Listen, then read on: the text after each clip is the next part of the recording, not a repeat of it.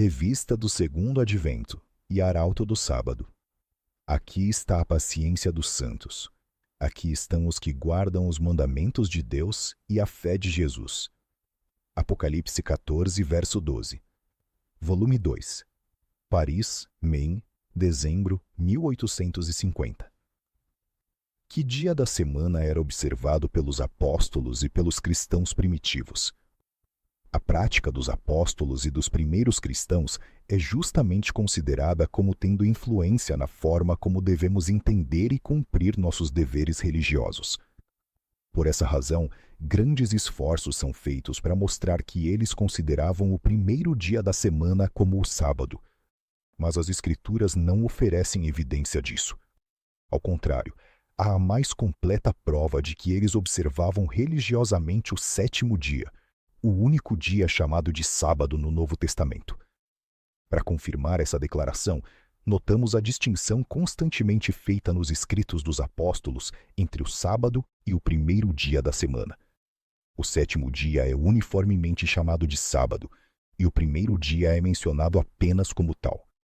Se os escritores do Novo Testamento tivessem adotado qualquer outro dia como sábado, além daquele comumente chamado por esse nome, sua maneira de falar sobre esses dias seria tanto misteriosa quanto enganosa, pois estaria diretamente calculada para nos induzir ao erro quanto a um dever religioso. Ninguém que considere o primeiro dia como o sábado cristão chamará o sétimo dia de sábado. Nem alguém que observe o sétimo dia chamará o primeiro dia da semana de sábado. A razão é óbvia. Tal prática seria contrária à sua compreensão da verdade e induziria outros a entenderem mal seu sentimento. Por essa razão, os apóstolos não o fariam. Além desse costume de chamar o sétimo dia de sábado, descobrimos que era costume dos primeiros cristãos reunirem-se para o culto divino no sábado. A maneira como o sábado e o primeiro dia seguinte à crucificação de Nosso Senhor foram observados prova suficientemente quais eram os sentimentos e a prática dos discípulos naquela época. Disse: deles que descansaram no dia de sábado conforme o mandamento, e que no primeiro dia viajaram e foram ao campo. No capítulo 13 de Atos, somos informados de que Paulo e seus companheiros foram a um lugar de adoração em Antioquia no dia de sábado. É apresentada uma síntese do sermão pregado por Paulo nessa ocasião. A pedido dos ouvintes gentios, ele pregou no sábado seguinte, quando quase toda a cidade veio para ouvi-lo. Em Filipos, Paulo e sua companhia, no sábado, foram à beira do rio, onde se costumava fazer oração. Nessa ocasião, Lídia foi convertida e batizada. No capítulo 18 de Atos, é dito que Paulo, estando com certos discípulos em Corinto, ensinava nas sinagogas todos os sábados e persuadia judeus e gregos, e continuou com essa prática na cidade por 1 ano e meio. Em Éfeso, Paulo entrou na sinagoga e discutiu com os judeus, o que também é admitido como tendo acontecido no dia de sábado. Em Tessalônica, havia uma sinagoga dos judeus, e Paulo, como era seu costume, entrou ali e por 3 sábados discutiu com eles pelas Escrituras. Atos 17, verso 2. Essas citações são suficientes para mostrar que os apóstolos e os cristãos observavam o antigo sábado. Em Atos 28, verso 17, Paulo, respondendo a relatos caluniosos de seus inimigos, declara que não havia cometido nada contra os costumes dos pais. Ora, era costume dos pais guardar o sétimo dia como sábado? E era contrário a esse costume guardar o primeiro dia? Se sim, então Paulo guardava o sétimo dia da semana, e não o primeiro como sábado. Nesse ponto, havia plena concordância entre todos os cristãos das igrejas apostólicas. Os judeus, que sempre estavam prontos para acusá-los e torná-los desprezíveis aos olhos de sua nação, não os acusaram disso. Nunca os repreenderam por violarem o sábado semanal, o que para eles era um crime digno de morte. Esses fatos são suficientes para provar que os apóstolos e seus companheiros cristãos observavam religiosamente o sábado do quarto mandamento. Qual era a prática dos cristãos após os apóstolos? Para um cristão coerente, o testemunho e a prática do que se chama de pais da igreja não têm autoridade suficiente para guiá-lo nem na devoção nem no dever, quando seu testemunho não é geralmente apoiado pelas Escrituras. No entanto, tem sido afirmado pelos defensores do primeiro dia da semana que o testemunho unânime dos primeiros escritores cristãos prova que eles observaram este dia como um sábado cristão, em detrimento do sétimo dia. Essa afirmação é frequentemente aceita, devido ao fato de que poucos têm os meios de investigar o assunto por si mesmos e pela confiança depositada na integridade daqueles que a afirmam. Mas, para a honra do cristianismo, espera-se que essa declaração seja feita mais por falta de informação e consideração do que por um conhecimento profundo e lembrança do que os pais da igreja escreveram sobre o assunto. Para ajudar o leitor a formar ou corrigir sua opinião sobre esse assunto, de acordo com os fatos, notamos brevemente as bases nas quais os defensores do primeiro dia erraram ao afirmar que esses primeiros cristãos guardavam este dia como o sábado. À medida que a piedade vital declinava na igreja após os dias dos apóstolos, cerimônias exteriores e observâncias não bíblicas foram introduzidas para suprir sua ausência. E sob o pretexto de honrar a Cristo, a Virgem Maria, aos apóstolos e mártires, uma multidão de dias foi eventualmente introduzida como dias religiosos e impostos aos cristãos por seus instrutores. Entre outros, estavam a quarta-feira de cinzas, a quinta-feira santa, a sexta-feira da paixão, etc. O primeiro dia da semana, ou domingo, no qual se supunha que Cristo ressuscitou dentre os mortos, foi imposto como um festival em Roma. Honra da ressurreição, e apenas como tal parece ter sido usado por muito tempo, e não parece ter sido originalmente destinado a substituir a reverência religiosa universalmente prestada pelos cristãos ao sábado semanal.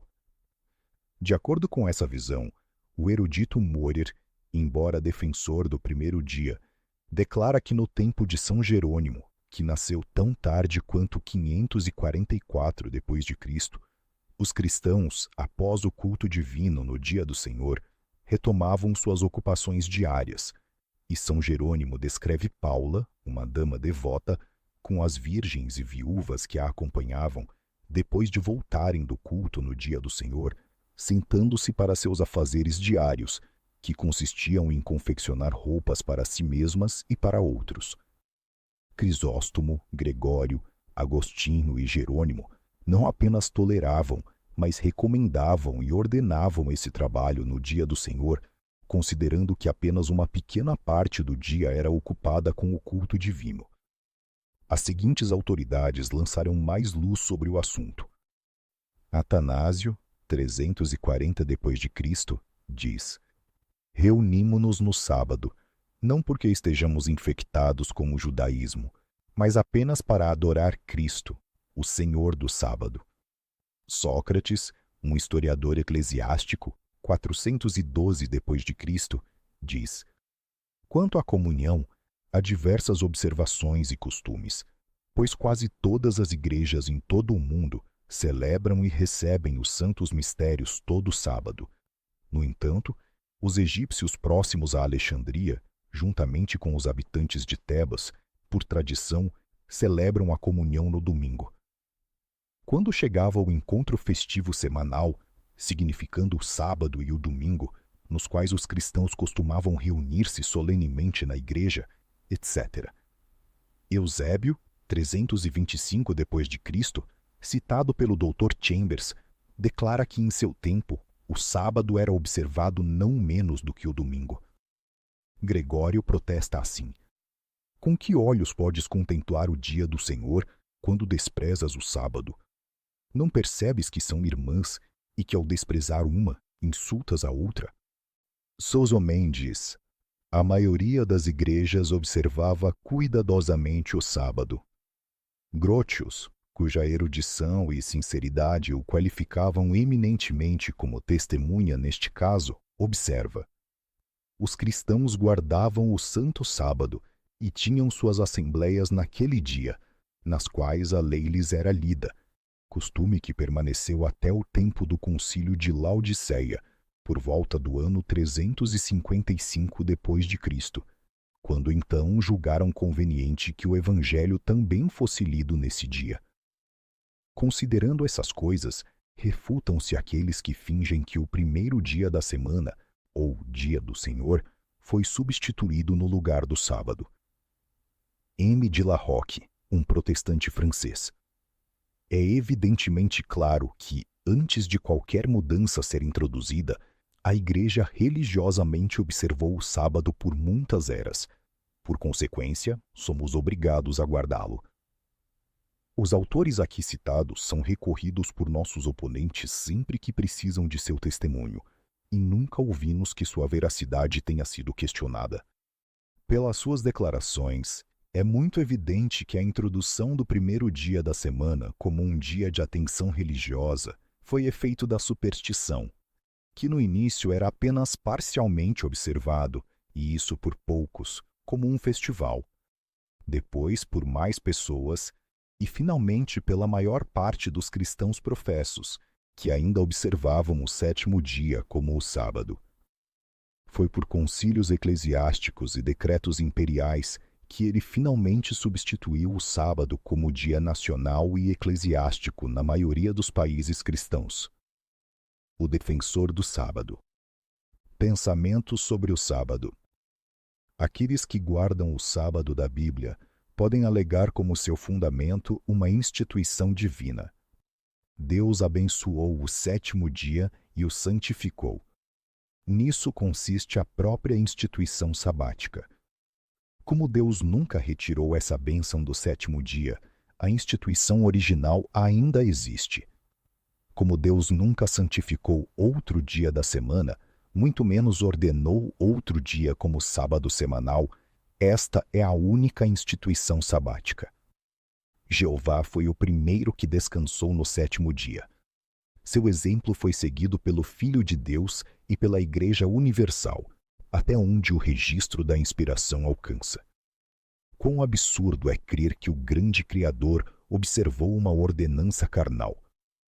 Como o sétimo dia foi aqui santificado por Deus, sua observância passa a ser um dever moral.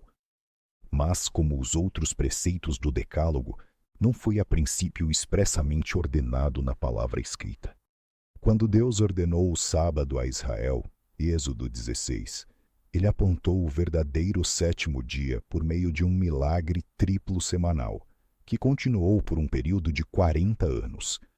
A partir de então, a história do sábado é dada nos registros da inspiração, de modo que o conhecimento do verdadeiro sétimo dia foi preservado para a Igreja. Quando a lei foi dada pela voz do Todo-Poderoso, encontramos a observância do sábado reforçada pelo quarto mandamento.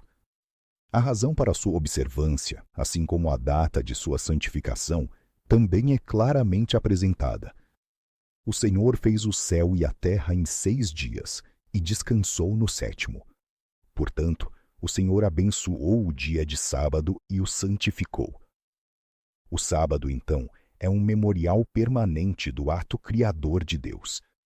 Por sua observância, os homens teriam mantido viva a memória do verdadeiro Deus. Já consideramos 3 pontos importantes na história do sábado: sua instituição, Gênesis. 2. O fato de que o verdadeiro sétimo dia foi apontado a Israel, Êxodo 16, Neemias 9, e a grande lei do sábado, Êxodo 20.